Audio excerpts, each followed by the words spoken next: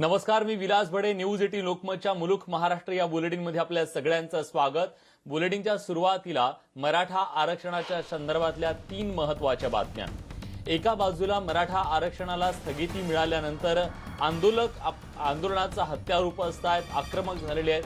तर पुण्यामध्ये या आंदोलकांना आता पोलिसांनी आंदोलनाला मनाई करत नोटिसा बजावलेल्या आहेत. तर दुसऱ्या बाजूला आपण बघतोय की राज्य सरकार मराठा आरक्षणाबाबत तितकंसं गंभीर नाही असा आरोप एका बाजूला होत असताना छत्रपती संभाजीराजे यांनी आज राज्यसभेत मराठा आरक्षणाचा मुद्दा उचलून धरला. त्यानंतर त्यांनी शरद पवार यांची सुद्धा भेट घेत मध्यस्थी करण्याची मागणी त्यांच्याकडे केली.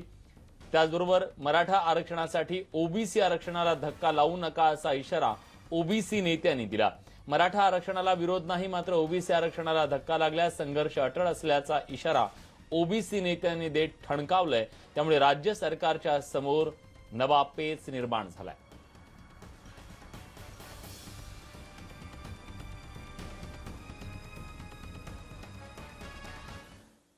राज्यसभेचे खासदार संभाजीराजे छत्रपती यांनी आज राज्यसभेत हा मुद्दा उपस्थित केला आणि त्याचबरोबर त्यांनी शरद पवार यांची सुद्धा दिल्लीत भेट घेत मराठा आरक्षण प्रकरणी आपण मध्यस्थी करावी अशी मागणी केली. बघूयात त्यांनी नेमकं काय म्हटलंय. मराठा समाजासाठी त्यांची आणि माझी आज चर्चा झाली. त्यांनी एक 3-4 स्टेप्स किंवा पर्याय कसं आपल्याला आरक्षण हे राहू शकते किंवा टिकू शकतो आपण, ह्याच्यावर त्यांनी माझ्याशी चर्चा केली सकाळी. त्यांनी नामवंत वकिलांशी त्यांचं बोलणं झालेलं आहे. प्रथमदर्शनी मलासुद्धा त्यातले 2 मुद्दे पटलेले आहेत, असं नाकारता येत नाही. पण मी सुद्धा जरा त्याच्यावर अभ्यास करायला लागलोय. मराठा आरक्षणाच्या संदर्भात आता ओबीसी नेते आक्रमक झालेले आहेत. कारण मराठा समाजाच्या आरक्षणाला आमचा विरोध नाही, पण ओबीसी समाजाच्या आरक्षणाला धक्का लागू देणार नाही असा इशारा ओबीसी नेत्यांनी दिलेला आहे. ओबीसी समाजाची भूमिका जी आहे ती मराठा आरक्षणाच्या बाजूनच राहिलेली आहे. कारण जे महाराष्ट्रामध्ये मराठा समाजाचे जे मोर्चे निघाले, 58 मोर्चे निघाले, त्या मोर्चाची भूमिका जी आहे ती भूमिका अशी होती की मराठा समाजाला 50% वरती वेगळा प्रवर्ग करून वेगळं आरक्षण देण्यात यावं आणि त्याचा परिणाम कुठल्याही प्रकारे ओबीसीच्या आरक्षणाला आम्हाला धक्का लावायचा नाही आहे. आमची मागणी आहे की आम्हाला वेगळं आरक्षण मिळावं आणि महाराष्ट्रातील तमाम ओबीसी असतील, भटकविमुक्त असतील, एसबीसी असतील, सर्वांनी मिळून मराठा आरक्षणाला पाठिंबाच त्या मोर्चांच्यामध्ये दिलेला आहे. पवारसाहेबांचे मी आभार मानेन की एक चांगला मार्ग या ठिकाणी त्यांनी सुचवलेला आहे. माझी विनंती राहील की पवारसाहेबांनी जो मार्ग सुचवला आहे की अध्यादेश देऊन एखाद्या समाजाचं आरक्षण चालू करता येतं, तशा प्रकारचा अध्यादेश जो आहे तो अध्यादेश धनगर समाजासाठी सुद्धा हा अध्यादेश काढून धनगर समाजाचा आरक्षणाचा प्रश्न जो आहे तो सोडवावा, अशा प्रकारची मागणी सुद्धा महाराष्ट्रातील तमाम धनगर समाजाचे त्यांच्या. दरम्यान याचिकाकर्त्यांचे वकील प्रतीक बोंबाडे यांनी मराठा आरक्षणाच्या स्थगितीच्या संदर्भात पुढच्या रणनीतीबद्दल नेमकं काय म्हटलेलं आहे जाणून घेऊयात. सुप्रीम कोर्टाने मराठा आरक्षणासंदर्भात स्थगिती दिली. त्यानंतर आता अनुसूचित जाती आणि जमातींच्या आरक्षणावर देखील स्थगिती मिळण्याची किंवा त्यांची आरक्षण नाकारण्याची शक्यता आहे. काय वास्तविकता आहे हे जाणून घेऊया. माझ्यासोबत आहेत ॲडव्होकेट प्रतीक बोंबाडे. सर, आपलं स्वागत आहे न्यूज 18 लोकमतमध्ये. सर, चर्चा आहे की येत्या 25 सप्टेंबरला अनुसूचित जाती आणि जमातींच्या पदोन्नतीतल्या आरक्षणाच्या संदर्भात सुनावणी आहे. पण खरंच जसं मराठा आरक्षणाला मोठा धक्का बसलेला आहे, तसा धक्का SC आणि STना मिळण्याची शक्यता आहे का? मला ती तशी संभाव्य परिस्थिती दिसते. कारण येणाऱ्या 25 सप्टेंबरला जी संभाव्य सुनावणी आहे पदोन्नतीतील आरक्षणाची, त्यात SC आणि ST कर्मचाऱ्यांना जो पदोन्नतीतील आरक्षण जर्नल सिंग नावाच्या 5 जजेसच्या संविधानाच्या खंडपीठाने दिलेल्या जो निर्णय आहे त्या निर्णयानुरूपे त्यात 2 अटी दिलेल्या आहेत त्यांनी. एक अपुरे प्रतिनिधित्व आणि एक प्रशासनिक कार्यक्षमता जी आहे, त्या दोन्ही बाबींचा जो डेटा असतो त्याला क्वांटिफिएबल डेटा म्हणतात. त्या क्वांटिफिएबल डेटाला कलेक्ट करून एक उपसमिती यांची गठीत करून त्या क्वांटिफिएबल डेटाला कलेक्ट करायचं आहे आणि त्याला कोर्टापुढे ठेवायचं आहे. जर ते कोर्टापुढे ठेवलं नाही तर नक्कीच ज्याप्रमाणे उत्तरांचल राज्याचं ज्याप्रमाणे SC/STंना पदोन्नतीतील आरक्षण रद्द केलं सुप्रीम कोर्टाने, त्याचप्रमाणे महाराष्ट्रातील 40,000 SC/ST कर्मचाऱ्यांचे आरक्षण पदोन्नतीतील रद्द होईल अशी भीती मला वाटते. नवी दिल्लीहून व्हिडिओ जर्नलिस्ट राहुलसह प्रशांत रामदास, न्यूज 18 लोकमत. मराठा आरक्षणाला सुप्रीम कोर्टानं स्थगिती दिल्यानंतर मराठा आंदोलकांकडून आक्रमक भूमिका घेतली जाते. आंदोलनाचा इशारा देणाऱ्या आता आंदोलकांना पुणे पोलिसांनी नोटिसा बजावत खरं तर आंदोलन न करण्यासाठी आवाहन केलेलं आहे. त्याचबरोबर 17 तारखेला जिल्हाधिकारी कार्यालयाच्या बाहेर मराठा समाजानं आंदोलनाची हाक दिली. त्या पार्श्वभूमीवर पोलिसांनी खबरदारी घेत आंदोलकांना आंदोलन न करण्याची नोटीस बजावली आहे. मात्र आंदोलनकर्त्यांनी आंदोलनाची भूमिका ठाम असल्याचं सांगत जमावबंदीचं कारण देत पोलिसांनी ज्या नोटिसा बजावलेल्या आहेत त्याच्या विरोधात जाऊन आंदोलन करण्याची भूमिका घेतली.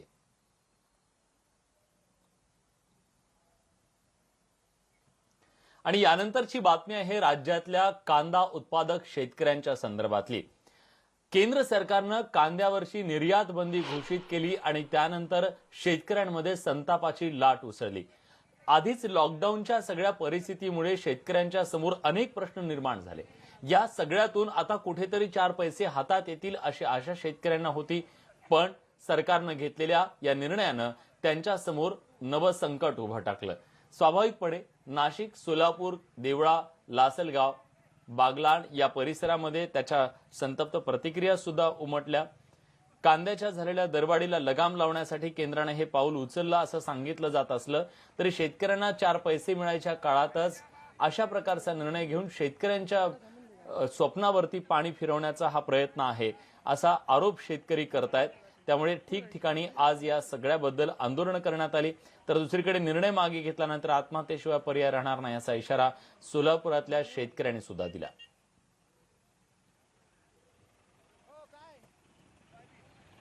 केंद्र सरकारनं निर्यात बंदी घोषित केली आणि राज्यातल्या कांदा उत्पादक शेतकऱ्यांवर एक नवं संकट उभं टाकलं. खरं तर 4 पैसे मिळतील, आपली दिवाळी गोड होईल, पोरी बाळींचं लग्न होईल अशी आशा ज्या शेतकऱ्याला होती तो कांदा आता शेतकऱ्यांनाच रडवू लागले अशी शक्यता आहे.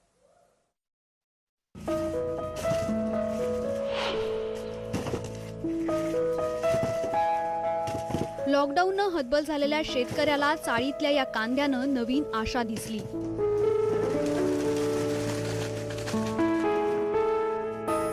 कांद्याला मिळणाऱ्या बऱ्या भावानं 4 पैसे येतील आणि सुगी गोड होईल, पोरीबाळींचं लग्न होईल अशी अपेक्षा होती. पण आता कांद्याच्या निर्यातीवर बंदी घातल्यानं शेतकऱ्यांवर सुलतानी संकट ओढावलंय. माझी मुलगी आहे, मुलगा आहे, त्यांना शाळेत घालायचं, त्यांना फी भरायची. आता कुठून भरू मी एवढे पैसे? कुठं कामाला जाऊ? आता कामाला बी करता येत नाही मला, कुठं जायचं. आता कांदे भरते तर कांद्याला भाव नाही आला आणि काही नाही. आणि काय करू आता? पोराला दुसऱ्या शाळेत टाकले आणि तो 10वीचं वर्ष आहे आता या वर्षी. त्याच्यावर भावाच्या मुलीचं लग्न झालं, थोडंफार कर्ज होतं, त्याच्यावर हे निवारा होईन बा असं वाटलं होतं की, कारण की त्या कर्जाला सामोरं जाऊ आम्ही एवढं माल विकून. पण आता याच्यामध्ये निर्यातीमध्ये बंदी आणल्यामुळं प्रॉब्लेम आला आता, कारण की ते पैसे होणार नाही ना आता. मराठवाड्यात यावर्षी जास्तीचा पाऊस झाल्यानं शेतकऱ्यांचं मोठं नुकसान झालं. पण हा तरुण शेतकरी खचला नाही, कारण त्याला कांद्यातून आशा होती. पण अमोलला आता भीती वाटतेय कांद्यासाठी केलेला खर्च निघतोय की नाही याची.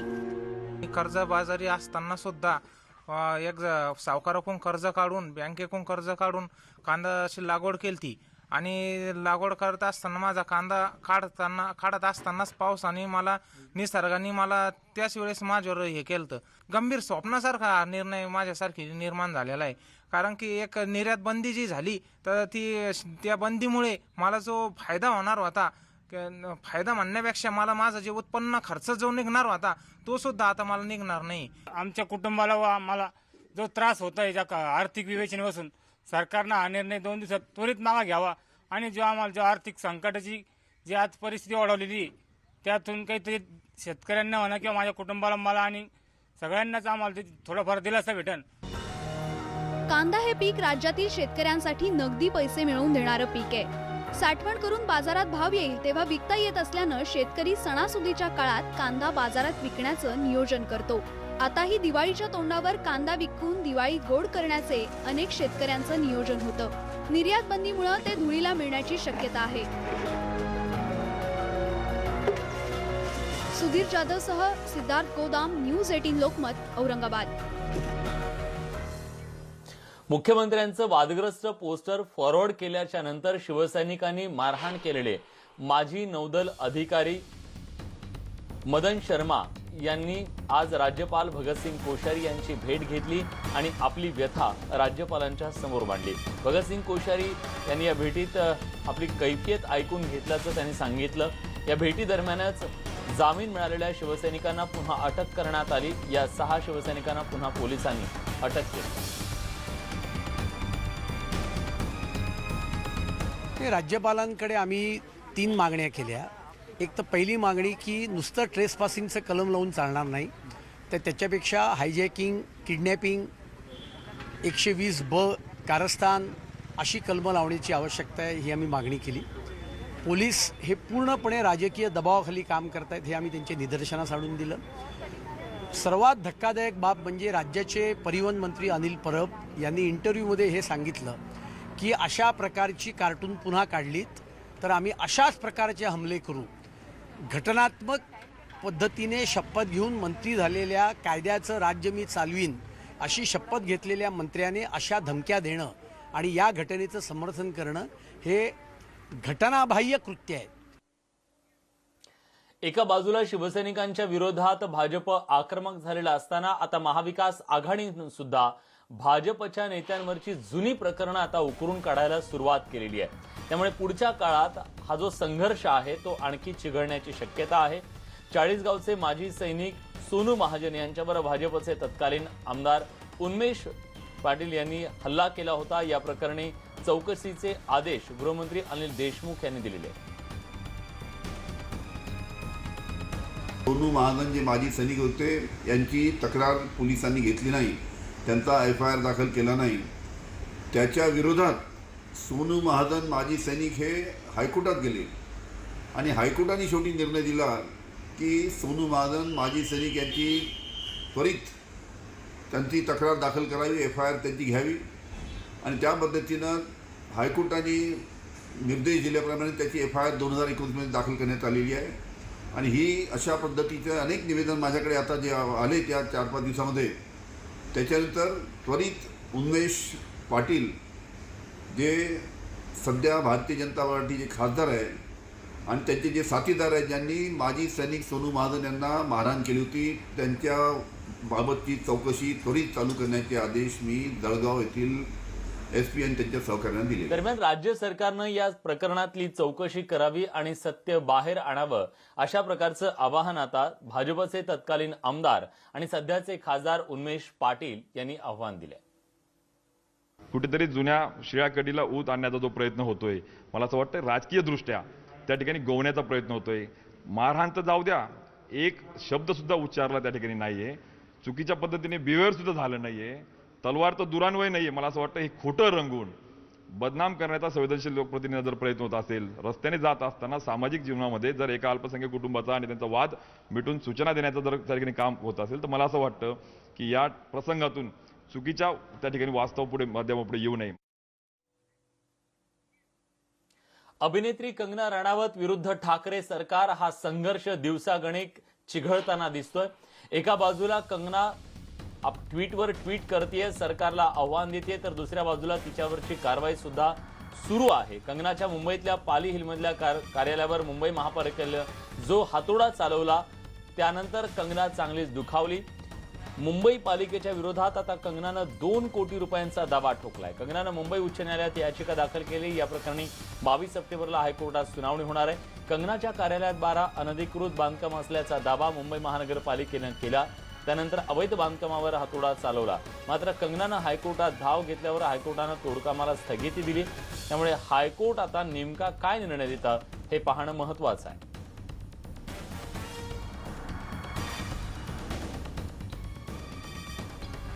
बॉलिवूडची बदनामी केली जाते असं म्हणत समाजवादी पार्टीच्या नेत्या खासदार जया बच्चन यांनी बॉलिवूडवर तोंडसूक घेणाऱ्या सगळ्यांनाच चांगलंच फटकारलं आणि राज्यसभेत आज हा मुद्दा त्यांनी उपस्थित केला.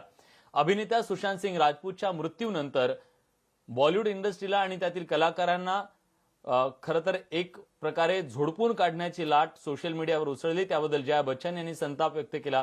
जया बच्चन यांनी सरकारकडे हिंदी चित्रपटसृष्टीच्या मागे उभं राहण्याची विनंती केली. जिस थाली में खाते हैं उसी थाली में छेद करते हैं असं म्हणत भाजप खासदार रवी किशन यांचं नाव न घेता बच्चन यांनी त्यांच्यावर निशाणा साधला. It is very, very important that the government must support this industry and not kill it just because there are few people. You cannot tarnish the image of the entire industry. Right. This industry brings international name and recognition also, apart from the political people. I was really embarrassed and ashamed that yesterday one of our members in the Lok Sabha spoke, who is from the industry, against, I'm not taking a name, against the film industry. It's a shame. जिस थाली में खाते हैं उसमें छेद करते हैं. गलत बात है. I need the protection. The industry needs the protection and support of the government. Thank you. Jaya Bachchan यांच्या विधानावर खासदार रवी किशन यांनी नेमकं काय प्रतिक्रिया दिली आहे जाणून घेऊयात. कुछ लोग कर रहे हैं या कुछ लोग इसके अंदर एक कार्टल भेज रहे हैं या पैडलर्स भेज रहे हैं. एक इतनी बड़ी सोची समझी साजिशन की largest film industry in the world उसको प्लान करके कोई खत्म करना चाह रहा है. जैसे एक बायो वेपन के द्वारा कोरोना भेजा गया, चाइना की बड़ी खेप आती है अनगिनत ecstasy corona and many tablets के नाम पर जो पाकिस्तान द्वारा नेपाल के रास्ते से आती है. इस खेप को हमारी इंडस्ट्री को भी, क्योंकि बॉलीवुड के सुपरस्टार्स के से रोल मॉडल्स होते हैं, तो यहाँ पर भी इसको एक फैशन के रूप में, हम लोग जब 90s में आए थे तो ये सब फैशन नहीं था. जया जी जब आई थी तो नहीं था. तो हम लोग अगर आवाज नहीं उठाएंगे तो कौन आज मैं चाह रहा था कि जया जी मेरा समर्थन करें, या तो उन्होंने मेरा व्यक्तित्व तो सुना ही नहीं. दरम्यान जया बच्चन यांनी केलेल्या वक्तव्याच्या नंतर कंगना रणावत हिनं पुन्हा एकदा या वादात उडी घेत त्यांच्यावर टीकेची झोड उठवलेली आहे. बघूयात कंगना नेमकं काय म्हणते. जयाजी, माझ्या जागी जर तुमची मुलगी श्वेताला मारहाण झाली असती, ड्रग्ज दिले असते, तिचा विनयभंग झाला असता, तरीही तुम्ही तेच म्हणाला असता का? जर अभिषेकनं सतत मानसिक छळ होत असल्याची तक्रार केली असती आणि एक दिवस आत्महत्या केली असती, तरीही तुम्ही हेच म्हणाला असता का? आमच्यावरही थोडी दया करा असं म्हणत कंगना राणावत हिनं काही सवाल उपस्थित करत जया बच्चन यांना प्रत्युत्तर दिले.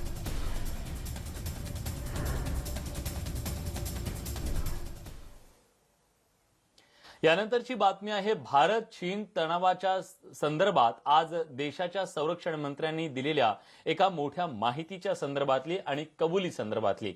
चीनकडून सातत्यानं घुसखोरी होतीये आणि या चीननं घुसखोरी करत लडाखमधील भारताची 38,000 स्क्वेअर किलोमीटर जमीन अनधिकृतपणे बळकावल्याची कबुली संरक्षण मंत्र्यांनी दिली. त्याशिवाय 1963 तथाकथित सीमा करारांतर्गत पाकिस्ताननं पीओके मधील 5,180 स्क्वेअर किलोमीटरचा भूभाग बेकायदेशीररित्या चीनकडे सोपवला अशी माहिती राजनाथ सिंग यांनी आज संसदेत दिली. दरम्यान भारत कोणत्याही परिस्थितीसाठी तयार असल्याचं यावेळी संरक्षण मंत्र्यांनी सांगत चीनला इशारा दिला. चाइनीज साइड ने यलेसी और अंदरूनी क्षेत्रों में बड़ी संख्या में सैनिक टुकड़ियां और गोला बारूद मोबिलाइज किया हुआ है. पूर्वी लद्दाख और गोगरा और कोंकला और पेंगोंग लेक का नॉर्थ और साउथ बैंक पर कई फ्रिक्शन एरियाज हैं. चीन की कार्रवाई के जवाब में हमारी आर्म्ड फोर्सेज ने भी इन क्षेत्रों में उपयुक्त काउंटर डिप्लॉयमेंट्स किए हैं अध्यक्ष महोदय, ताकि भारत के सिक्योरिटी इंटरेस्ट को पूरी तरह से सुरक्षित रखा जा सके. पिछले कई दशकों में चीन ने बड़े पैमाने पर इंफ्रास्ट्रक्चर एक्टिविटी शुरू की है, जिनसे बॉर्डर एरिया में उनकी डिप्लॉयमेंट क्षमता भी बढ़ी है. इसके जवाब में हमारी सरकार ने भी बॉर्डर इंफ्रास्ट्रक्चर के विकास के लिए अपना काफी बजट बढ़ाया है, जो पहले से दोगुना से भी अधिक है. इसके फलस्वरूप बॉर्डर एरियाज में काफी रोड्स और ब्रिजेज भी बने हैं. इससे न केवल लोकल पॉपुलेशन को जरूरी कनेक्टिविटी मिली है, बल्कि हमारी आर्म्ड फोर्सेस को बेहतर लॉजिस्टिकल सपोर्ट भी मिला है. गेल्या काही दिवसात सोन्याच्या भावात सातत्यानं घसरण होत होती, पण आता सोन्याचे भाव पुन्हा एकदा वाढायला सुरुवात झालेली आहे. आज एका दिवसात 1000 रुपयांनी सोन्याचे भाव वाढलेले आहेत. कोरोना महामारी आणि जागतिक अशांतता यामुळे सेफ इन्व्हेस्टमेंट म्हणून सोन्यात मोठ्या प्रमाणात गुंतवणूक वाढल्यानं लॉकडाऊन काळात सोन्याचे भाव मोठ्या प्रमाणात वाढले. मात्र अनलॉक झाल्यानंतर त्यासोबत रशियामधून कोरोना लसीविषयी बातमी येतात सोन्याचे भाव तब्बल 10,000 घसरून स्थिरावले. मात्र आता ग्राहकांची सोने खरेदी करता गर्दी वाढली आहे. त्याचा परिणाम सोन्याच्या भावावर झालाय. आज जळगाव सुवर्णनगरीत सोन्याच्या भावात 1000 रुपयांनी वाढ झाली आहे. जळगावात आज सोन्याचा भाव 52,000वर जाऊन पोहोचला. तर सोन्यासोबतच चांदीच्या भावात सुद्धा मोठ्या प्रमाणात घसरण झाली. मात्र सोन्यापाठोपाठ चांदीतही 4,000 रुपयांची वाढ होऊन 63,000 प्रति किलो इतका चांदीचा भाव झालाय. 10-12 दिवसामध्ये सोन्याच्या भावात 1,000 रुपयांनी वाढ झाली आणि काल आणि आजमध्ये सोन्याच्या भावात 500-600 रुपयांनी वाढ झाली. जसं जसं कोरोनामुळे मार्केट उघडत आहे, अनलॉक करत आहे, तशी तशी गिरायकी निघत आहे आणि गिरायकी निघाली आणि जवळपास 1 महिन्याभरपासून भाव स्टेबल होते. आंतरराष्ट्रीय मार्केटमध्ये बी सोन्याचे भाव हळूहळू वाढू लागले. यानंतरची बातमी चंद्रपूरमधून आहे. आपल्या सगळ्यांना विचार करायला लावणारी आणि त्याचबरोबर एक आगळी वेगळी बातमी. चोरी केली पण पैशाला हात लावला नाही असा प्रकार चंद्रपुरात बघायला मिळाला. चंद्रपूरच्या एका हॉटेलमधील या प्रकरणात संचारबंदीतील भयानक वास्तव समोर आलंय. 4 दिवसांच्या जनता कर्फ्यूत भुकेल्या चोराची कृती सीसीटीव्हीत कैद झाली आहे. चोरानं हॉटेलमध्ये प्रवेश केला, मात्र केवळ पोटभर जेवून खिशात पदार्थ भरून नेले.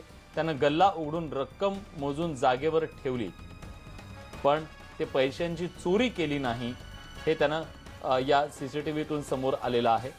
केवळ त्यानं पोटभरून जेवलं आणि अन्न सोबत नेलं असं हे वास्तव या सगळ्या लॉकडाऊनच्या मधलं हे चंद्रपुरातल्या या चोरीच्या प्रकारातून समोर आलंय.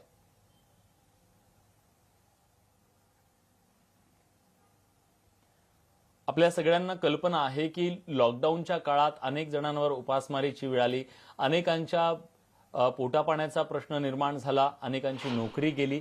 अशा सगळ्या परिस्थितीमध्ये गुन्ह्यांमध्ये सुद्धा वाढ झाली. पण असा एक चोर ज्याने पैसे चोरले नाहीत, केवळ चोरलं ते पोटासाठी लागणारं अन्न. त्याची ही प्रामाणिकता पाहून हॉटेल मालकानं सुद्धा आता पोलिसात तक्रार देणं टाळलेलं आहे.